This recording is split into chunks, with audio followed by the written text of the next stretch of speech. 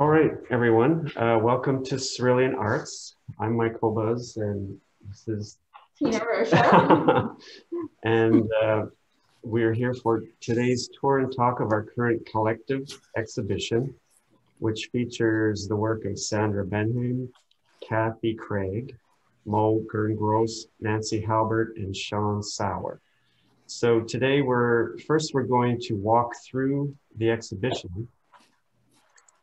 So I'm going to spotlight the Cerulean Arts video. So Tina's going to walk through with her phone, and then we're going to stop in each artist's room, and each artist will speak about a little bit about themselves and about their work.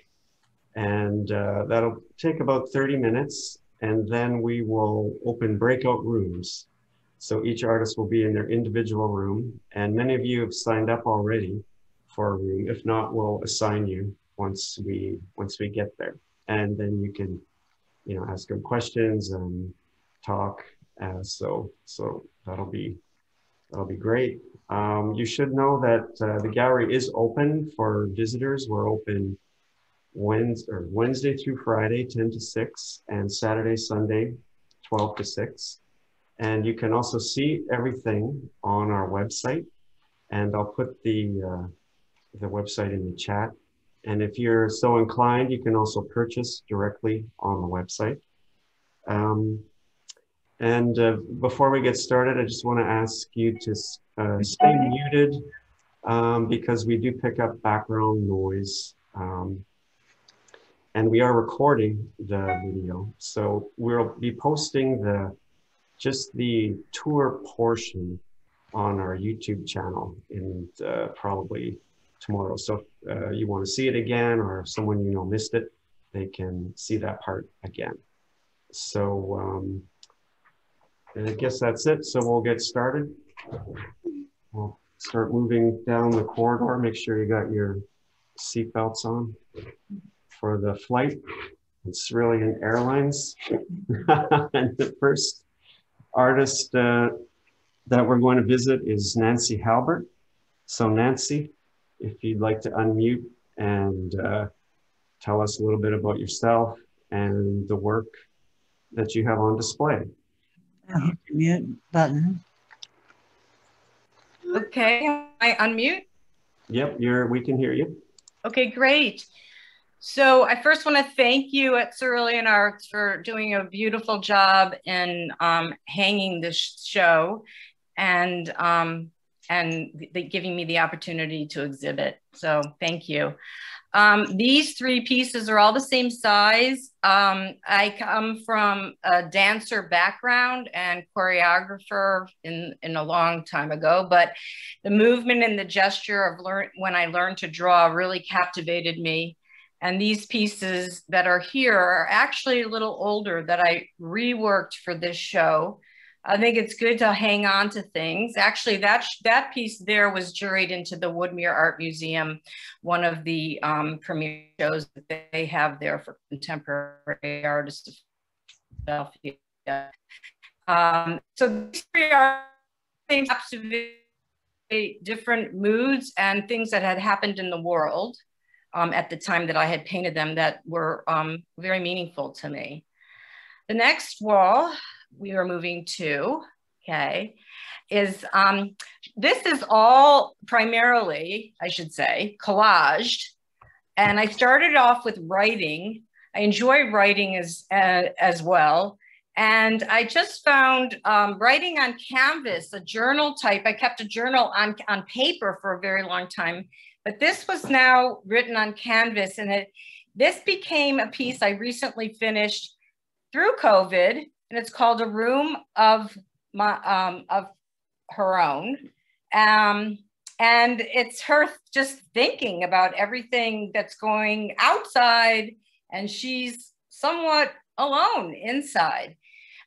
So it has a lot of different personalities involved in it. And that's a watercolor that I teach classes as well in the arts, and I took pieces of different paintings and included them, and I often do that.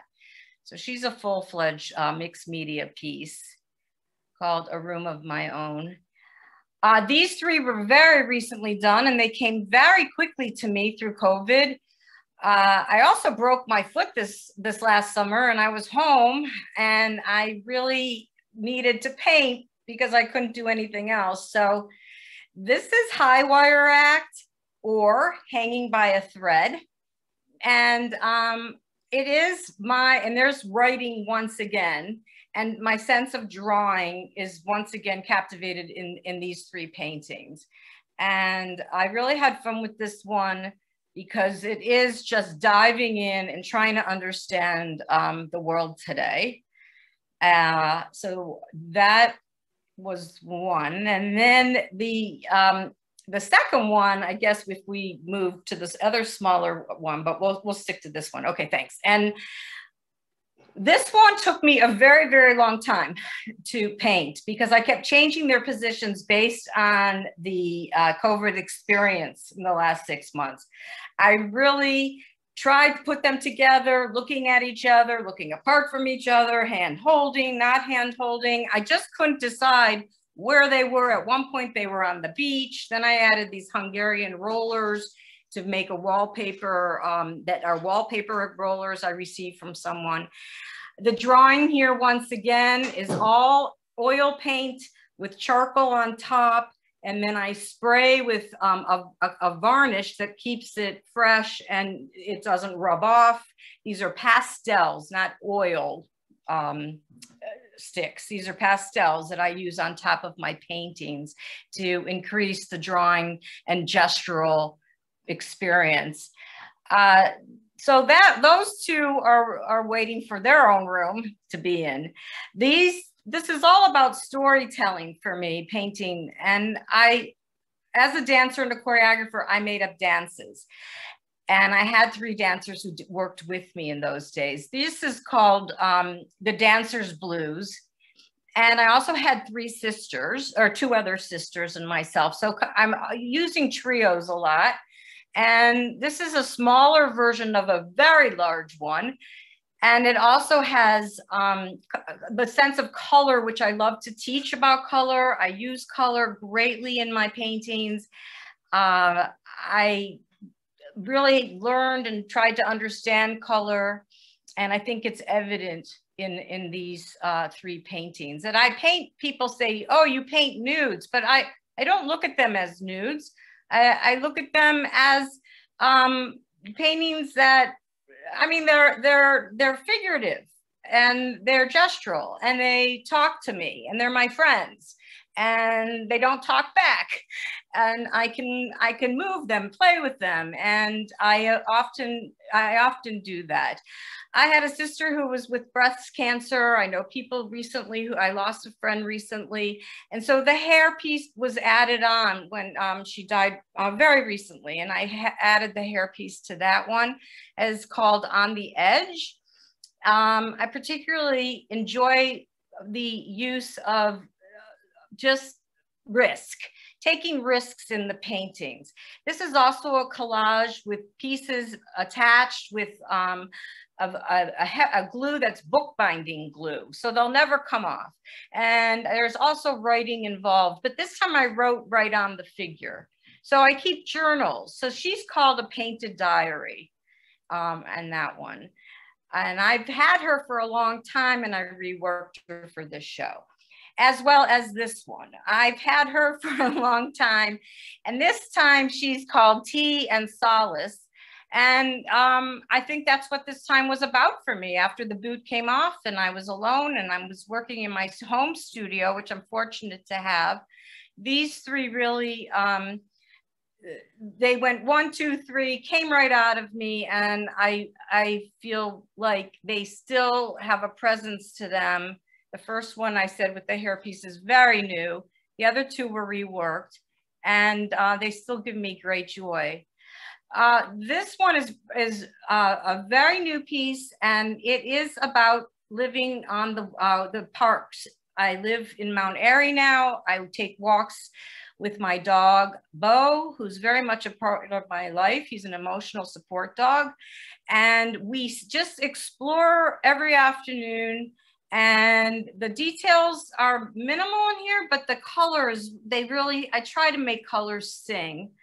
And it's an impressionistic painting, but it's also expressionistic. And that's what I like to think of as my art, as part of the expressionistic realm.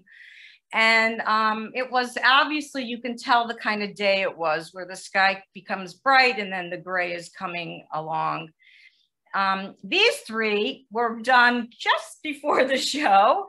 I had so much fun with the first three that I framed. They are on gesso on paper of paintings that are recycled that did not work on paintings. So I cut the paper up, I don't waste anything. And the first one is B for Bob, and that Bob is Bob Dylan. And that is because I was very moved by the specials that I was watching on Netflix, which we all have really taken to, Netflix. And this is Bob Dylan in his skinny jeans way back. And his music still rings today. All his lyrics are still, that was written in the 60s by a 20-year-old, is 1960, are still important today.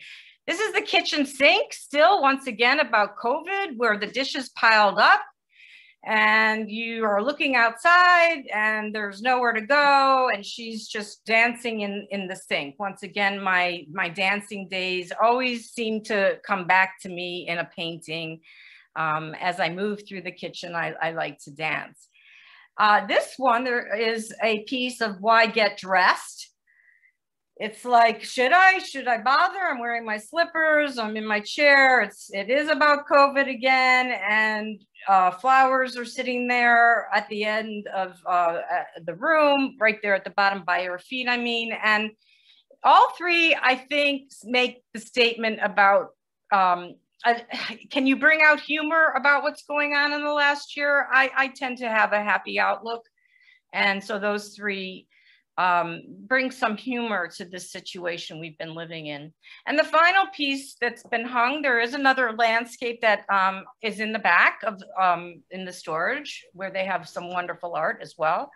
But this one is another Wissahickon view, different time of day, different seasons. The drawing aspect is with paint and with pastel and pencil and charcoal, where the canvas is divided into a 4-square.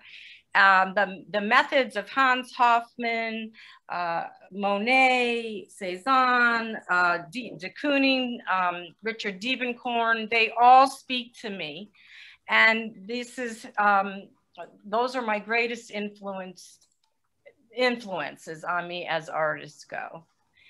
So once again, there is another one in the back of a landscape, another one of the frame, and I hope you have an opportunity to see them live, because the texture, the color are all part of the experience.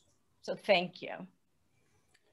Thank you, Nancy. It's a fantastic group. Thank you. So next up is Kathy Craig. Oops. Hey, Kathy. Okay. Can you hear me? Yes. Yes. Okay, good.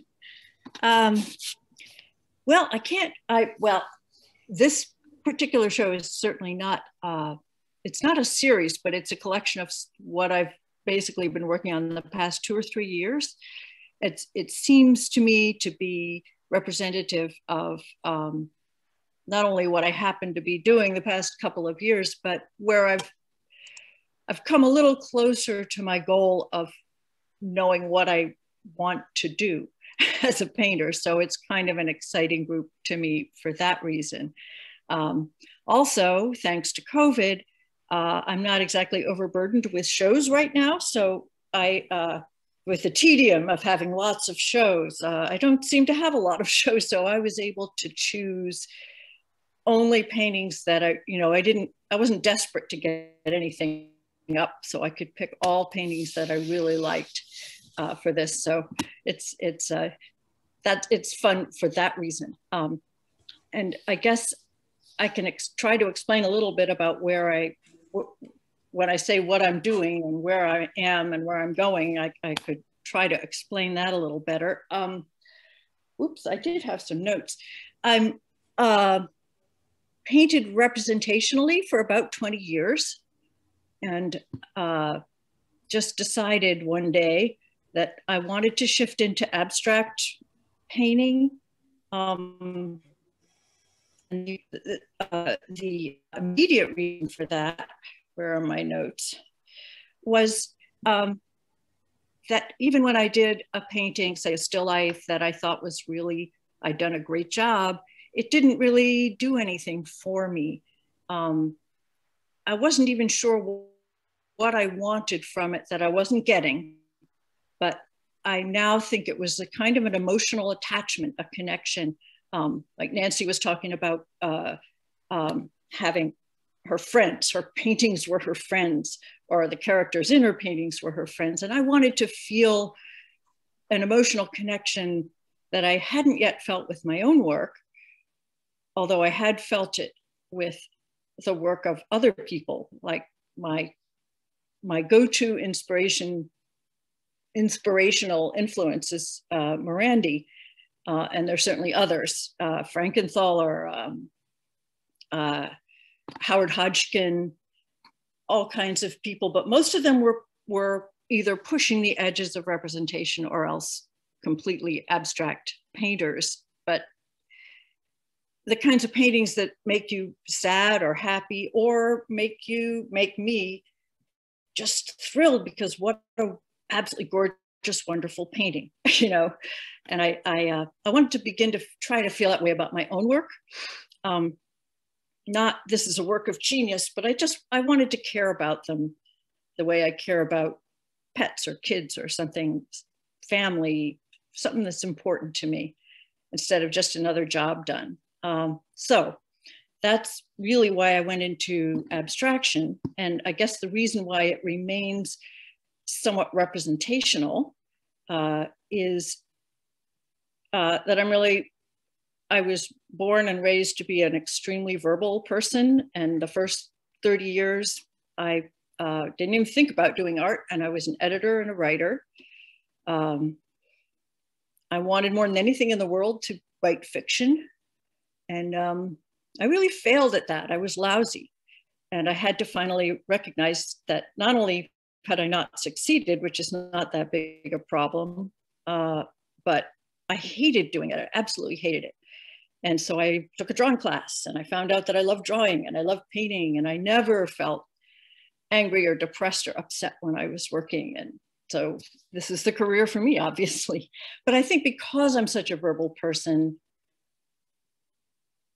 even if I make a smear on the canvas and rub it out and scrape it, it suddenly starts to look like something to me. So I think, okay, that could be a truck. And then I can't get the stupid truck out of my head. I can't turn it back into a couple of rectangles. It's still a truck. So, and usually I can see, because I keep repeating figures and using them again and again, like trucks, either for an aesthetic or an emotional reason, or because I see a lot of them, I am painting objects and people and things that are important to me for some reason, important to my feeling, important to me personally. So that's kind of where I am, and what I'm aiming at, and what is still the hardest thing to really make happen is the thing that every art teacher tells you sooner or later in some class or other, which is stop before it's finished and keep it fresh. And for me, that's really hard to do. Usually when I'm criticizing a picture I've done and I don't like it, it's because it got all tight, it got all careful, everything's too carefully outlined. I worried too much about getting something right or wrong, and it feels stiff and not as expressive as I wanted it to be. So that's what I work on, is trying to stop myself from finishing. and to allow the painting that I'm looking at, rather than the painting that I started with in my head, to be the guide of where I want to go next. I have a quote here from, if I can find it, from Thomas Noskowski, saying just that. Yes, to keep the painting open so that anything can happen. So a painting that's disappointing me because it looks too much like an ordinary still life, I have to be willing to say, well, what does it look like? Or what's the best part of this that I can play with and do something with it? Is there a color I particularly like to push off from, instead of rigidly trying to create the still life that I started out thinking about? So that's kind of it. Most of these paintings wind up being some sort of story, not a real story, but a story about how I fell in love with devil's food cake one winter, and I made about 5 of them. And how I decided I was going to conquer the color orange. And just because some guy in a gallery told me that orange wasn't selling this year. So I thought, well, why not? What's wrong with orange? And I think that's how this couch came about. We didn't tell you that, did we? No. I don't say negative things about the people I'm talking to, if I can help it. No, like this one had a whole long, I painted it, and then this, I thought, oh, well, the woman who bought my mom's house after she died painted it purple, I've got to deal with purple painting. And after a while, I had some piece of blackish mushed up paint that I decided looked like a horse. So it became a pony that was supposed to convince my 2-year-old granddaughter to come visit.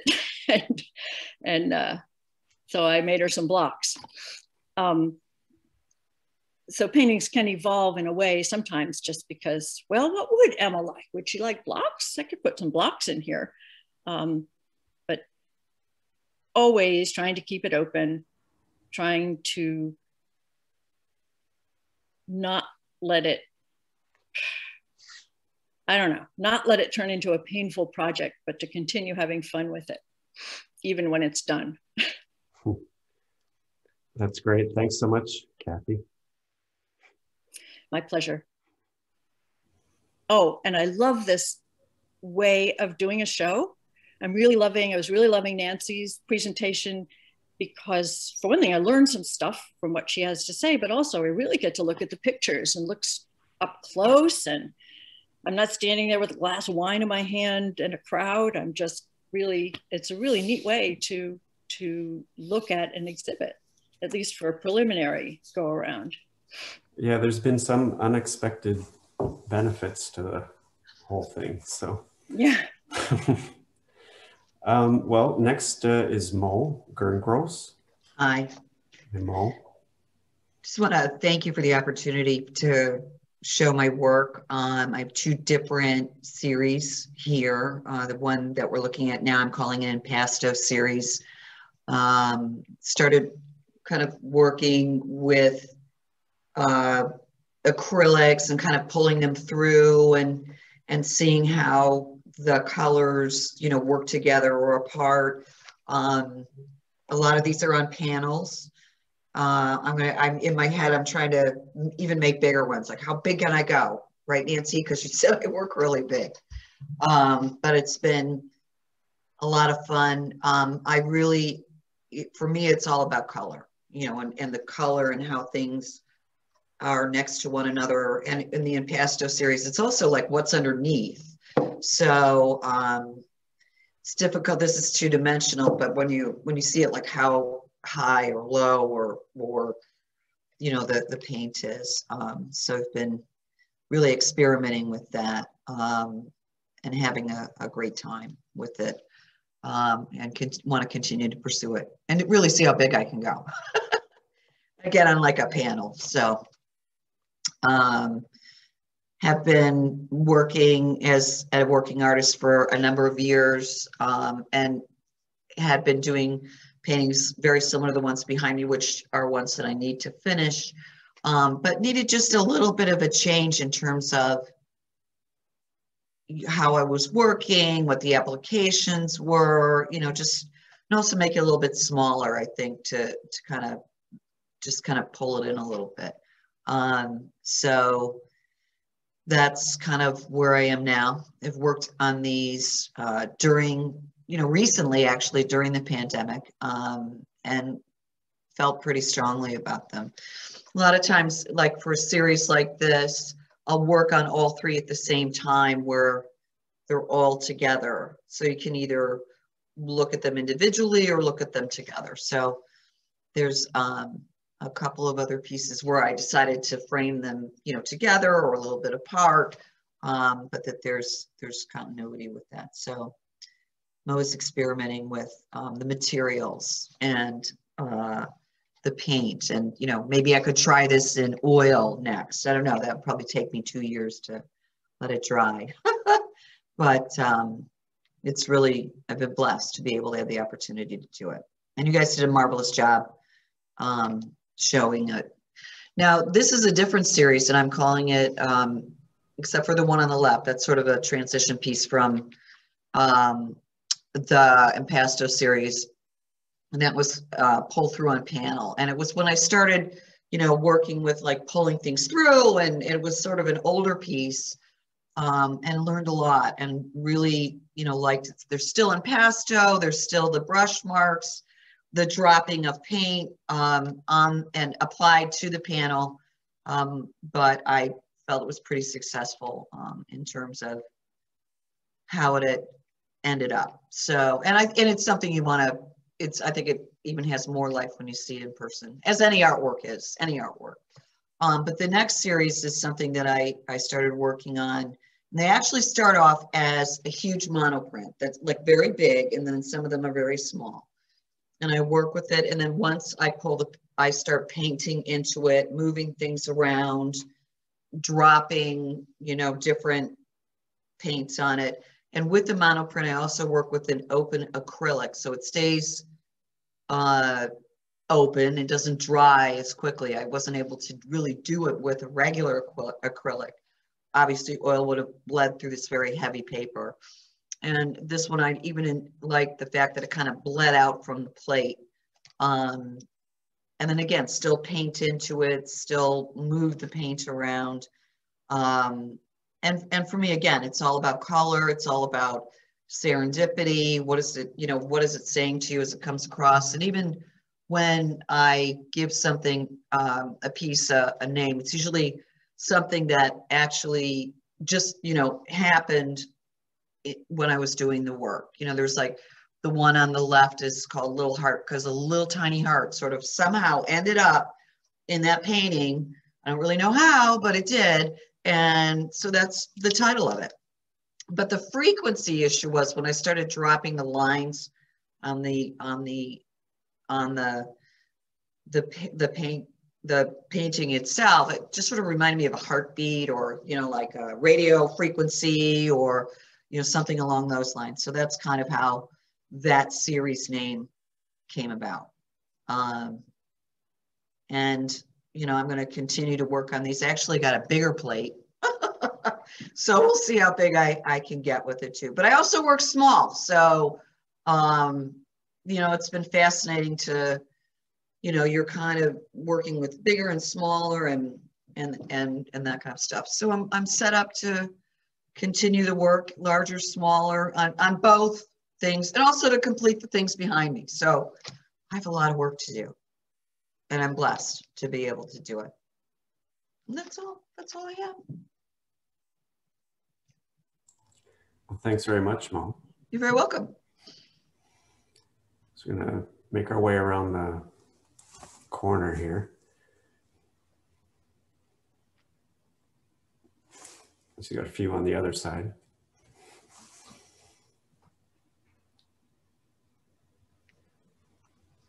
Yeah, that one is Bijou.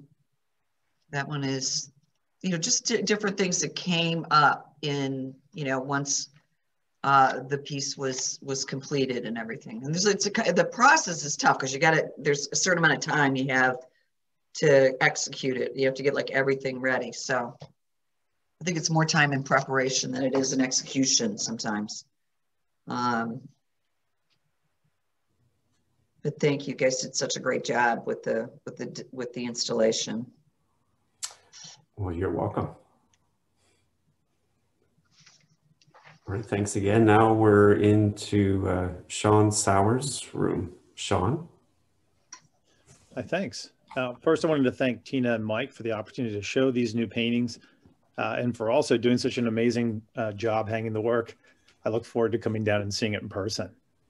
So just to kind of start out and talk about my work, I paint the places that I find around me. And I'm interested in the use and kind of functionality of how we inhabit these spaces. And I'm also drawn to the light and kind of stillness of the places that I kind of find. And the first group of work that you're seeing is a series of 3 paintings that I did, or sort of still working on in a way, of Eastern State Penitentiary, where there's sort of 3 different views, kind of looking down from the spot where you can kind of see each of these different sort of tunnels of light. And I kind of think of them as almost like a triptych. They're worked on, you know, sort of through the day. You can kind of see the light sort of changing in the space as you're looking at it. And that's something that I really am interested in. I like to go and sort of spend time in these places, and I work from direct observation and do a lot of measuring. And so, excuse me, the paintings become kind of an accumulation of these moments of looking and kind of exploring the surface of the sort of texture and light of these places. These are all done in oil on canvas, and the larger paintings that you'll see are on stretchers. And then for some of the smaller works, they're on canvas and then or paper, and then cut down and, you know, mounted onto board. The experience of being there, being a part of the environment as I'm working, I feel like is probably the most important part of my process. You know, so, you know, just looking and sort of interpreting these things in paint, you know, sort of one of my favorite things to do, right? I really think of this place as a kind of cathedral of light. You know, I'm really sort of attracted to the kind of dust and sort of atmosphere that's present there, and trying to capture that in the surface of the painting.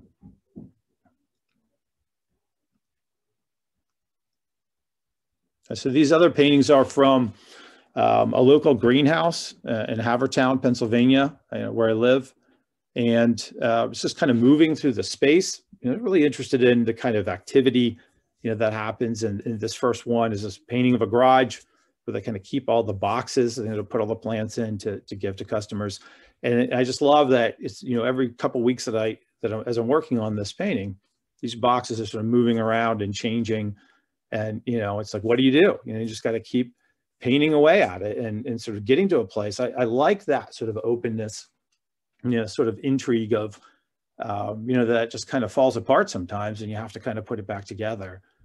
So I'm usually attracted to some sort of moment of light, you know, that I initially see. And it's really only until I've sort of spent time and kind of explored the place that some of the ideas come out, like, you know, kind of working on one thing leads to another. And see some of these smaller paintings are either done in response, you know, to one of those larger spaces, or they're like a preliminary sketch to kind of see if it's going to work out, if I can kind of stand in that space, or I'm going to get kicked out.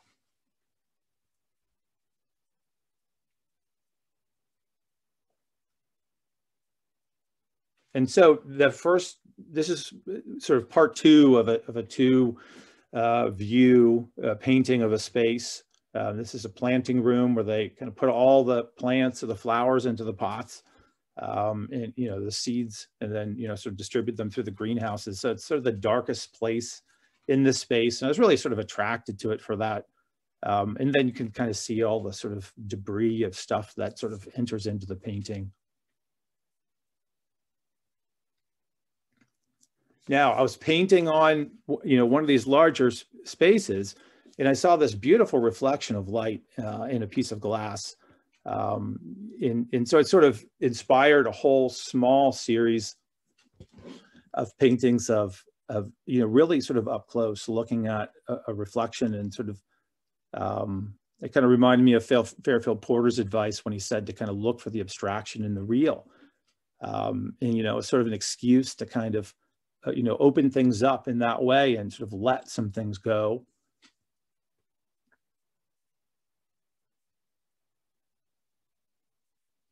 And this is a whole series of just that one area on a piece of glass, kind of looking at it from different angles and sort of different times of day. And some of the titles are sort of very inspired by, as I was talking about before, it's just kind of what attracted me to that, just sort of making this into an image.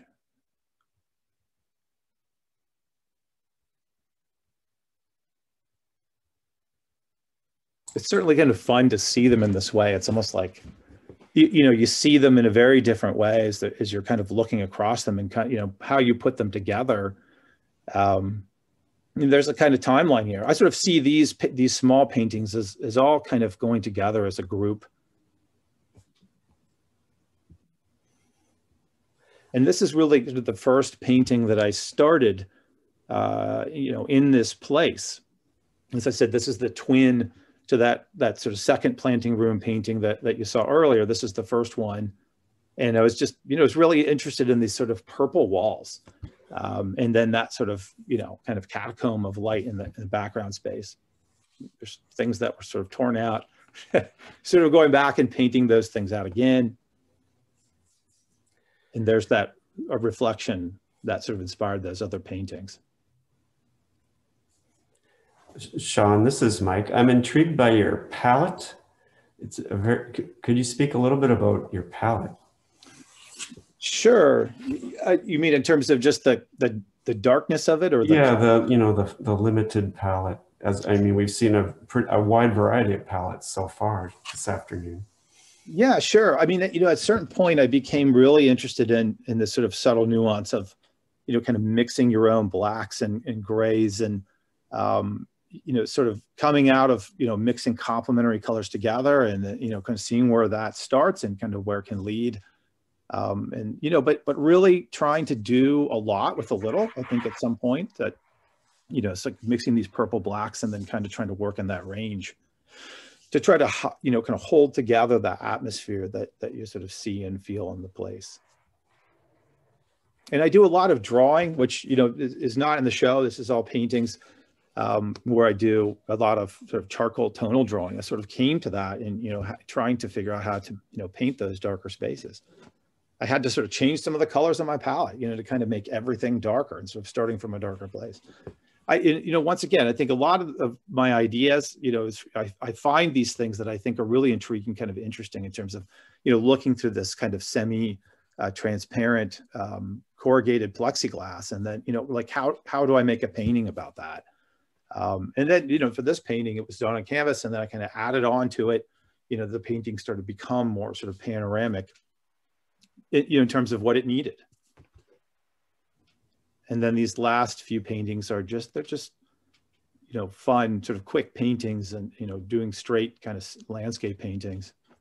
And funny enough, sort of in the area just around where the greenhouse exists.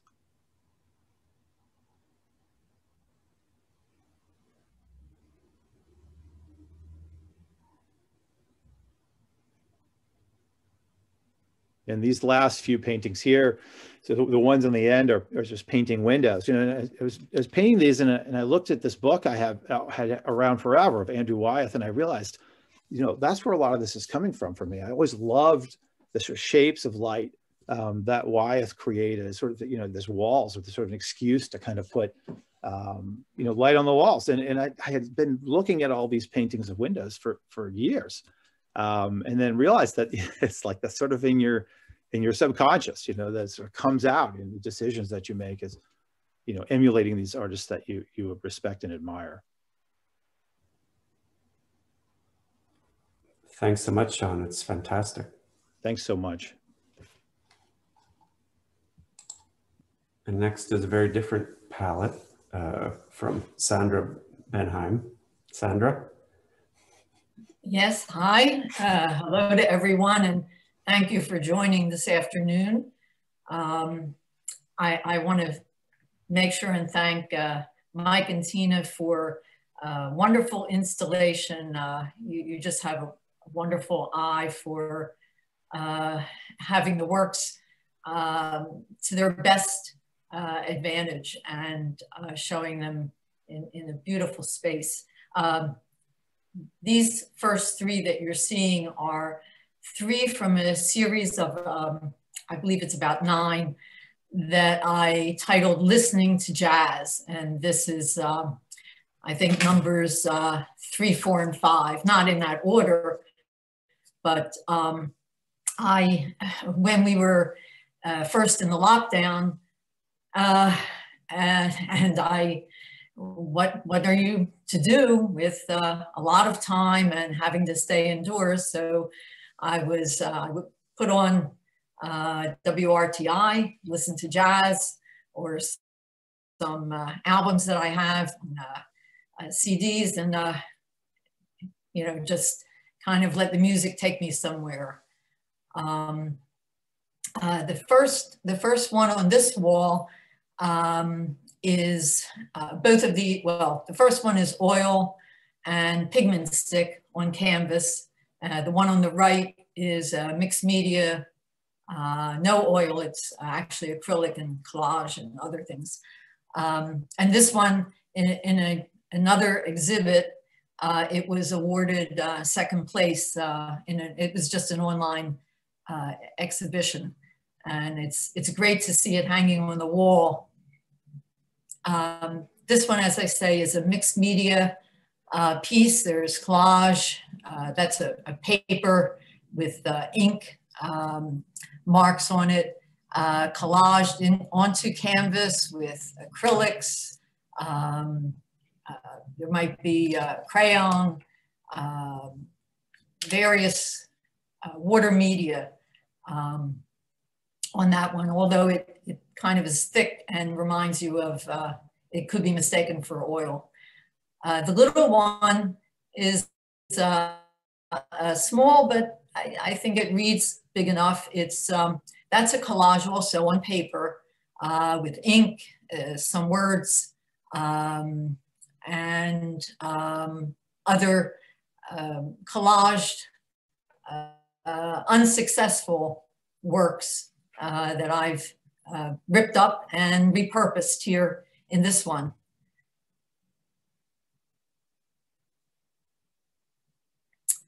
On this wall, the 2 larger paintings were influenced by a trip I took very luckily with one of my daughters to New Mexico. And it so influenced me about the big wide open spaces, the skies there, and the color from that trip. And so I thought of, I guess, subconsciously translating that. There was a couple small sketches I did, and I translated them into these 2 paintings. These are about 30 inches square. And these are oil and pigment stick over a acrylic underpainting.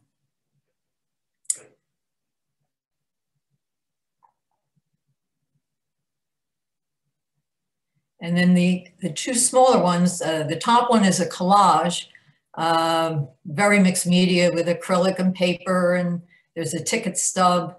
It's very mixed media. If you were to see it in person, the purple is really very intense. I'm drawn to color, and I like to use color in my work. This one is a oil, small oil, and pigment stick, which for those of you who might not know, pigment stick is essentially, it's the consistency of like a tube of lipstick, and it's oil paint with a small amount of wax that gives it a little more body. and you can use it just like oil paint. Very durable.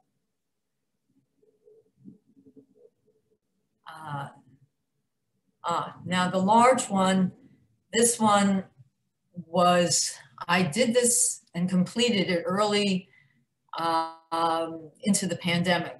There was a small sketch that I had done from New Mexico, and I translated this. I had this canvas sitting around for quite a while, and it's a very extreme size that is 3 feet by 5 feet, so 36 by 60 inches. And it just seemed meant for translating into this large vertical of a reminiscent of a landscape, but it's more abstracted. And this is this one and the one on the right on the side of the large one. These are mixed media, acrylic, other water media, collage on canvas. And I seem to be drawn to places. It just seems to be subconsciously, there are just seem to be subconscious translations of places. This one is titled In Search of the Fountain of Youth. And because that passage in the kind of center reminded me of Florida. And I believe it was Ponce de Leon was searching for the Fountain of Youth. And thought he had found it in Florida. These are these small ones. I just titled them Big/Little. And they started out, this is the first one I did. And it essentially started out, I had these small little 6-inch square canvases, and I started having leftover paint on my palette, and I thought, why waste it? And so I started by just kind of sometimes using the palette knife and just spreading it on these little canvases, one at a time or two at a time I would work on, and to not waste that paint. And then they started to, each one talk to me. There are a couple more, I think, on another wall. And they started to speak to me and kind of asked to be made into a composition.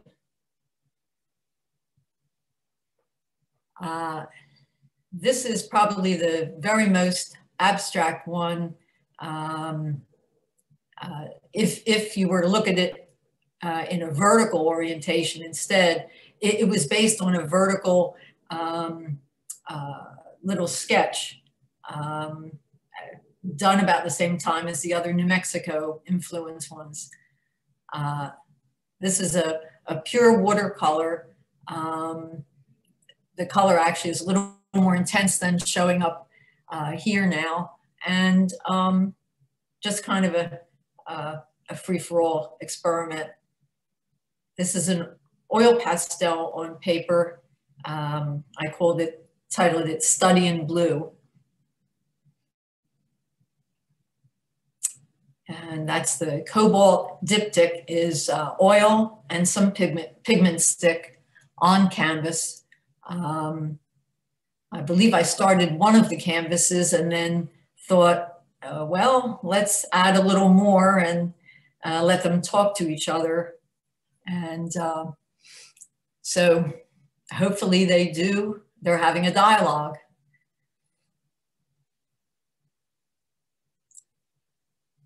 The top one is another one in that Listening to Jazz series, and they were mostly all acrylic inks on paper.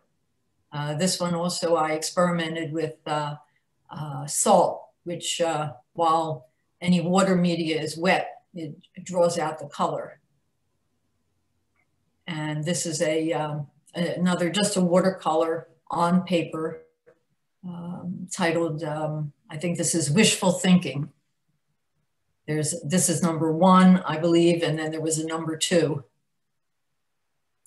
And these are 2 more small ones of the, from the Big Little series, of that, just kind of starting out, not wanting to waste some of the paint and just see what happens, one color reacting with another one.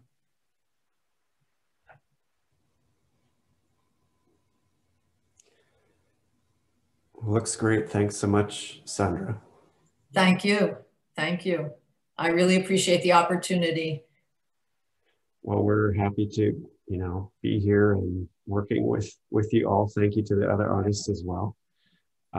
So this ends the tour portion.